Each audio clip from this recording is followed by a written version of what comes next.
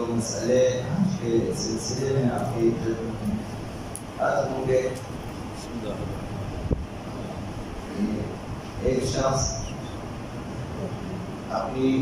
وصیت میں اس طرح سے وصیت کرتا ہے کہ 1/3 مال سے میت کی طرف سے حج کرایا جائے۔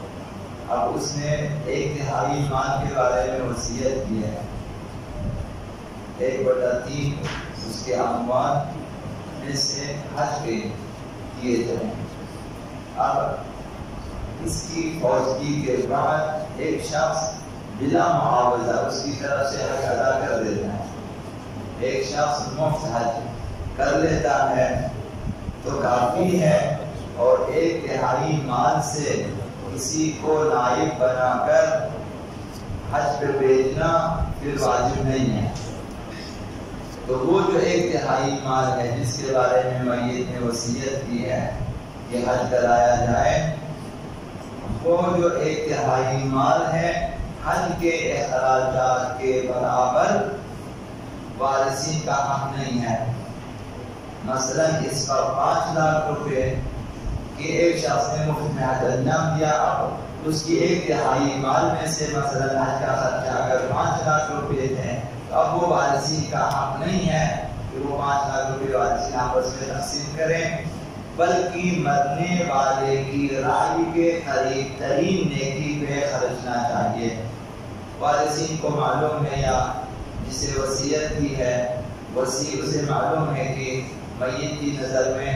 جو ہے حج کے بعد، حج تو کسی نے مفت انجام دیا کوئی اور کام ہے، اس کی رائے کے قریب ترین نیکی پہ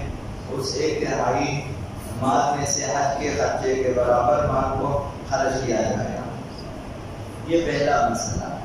دوسرا مسئلہ یہ ہے کہ اگر مرنے والا کسی دوسرے شہر سے حج کے لیے کسی کو نائب بنانے کی وصیت کرے، مثلا وصیت کرے کہ میرے لیے نائب نجف سے بنایا جائے، کسی کو مثلا عراق سے بنایا جائے، مثلا یا کہیں کہ مدینے سے کسی کو نائب بنائے میرے لیے، تو یہ وصیت واجب العمل ہے،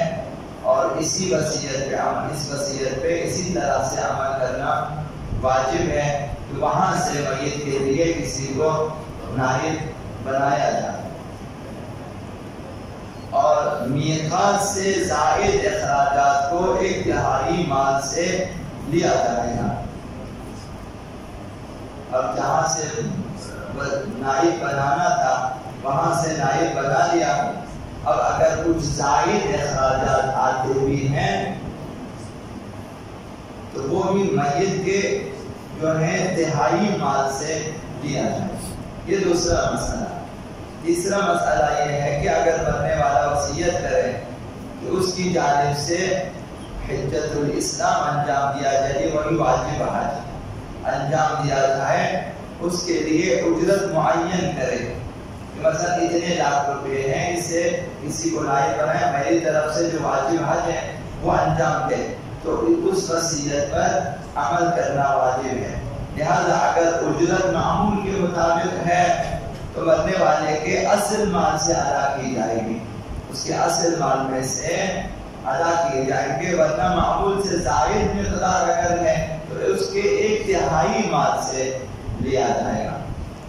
اب یہ معمول کی مثلاً 5 لاکھ روپے ہے جو اس نے معین کیے ہیں، معمول تو وہی دیا جائے گا اصل مال سے۔ اگر اصل مال سے زائد آتے ہیں تو میت کے 1/3 مال سے لیا جائے گا اور حج کے لیے نائب بنایا جائے گا۔ چوتھا اور آخری مسئلہ یہ ہے کہ اگر مرنے والے کی طرف سے حج کے لیے نائب بنانا واجب ہو جائے وارثین کے لیے یا وصی کے لیے، کیونکہ اس نے وصیت کو قبول کیا ہے، نائب بنانا واجب تھا، اب وہ نہیں بناتا، سستی کرتا ہے، وارثین سستی کرتے ہیں، میت کی طرف سے کسی کو نائب بنا کر حج پہ نہیں بھیجتے، یا وصی سستی کرتا ہے، اور وہ مال جس کو دے کر حج پہ بھیجنا تھا وہ تلف ہو جائے، ضائع ہو جائے، تو یہ لوگ ضامن ہیں. اگر وارث نے سستی کی وہ ضامن ہے، اگر وصی نے سستی کی وہ ضامن ہے. ان کے ذمہ واجب ہے کہ اپنے مال سے میت کی طرف سے کسی کو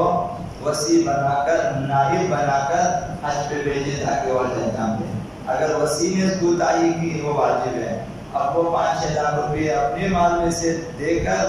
اس کی طرف سے حج کرائے. اگر وارثین نے سستی کی ہے تو وہ ذمہ دار ہے.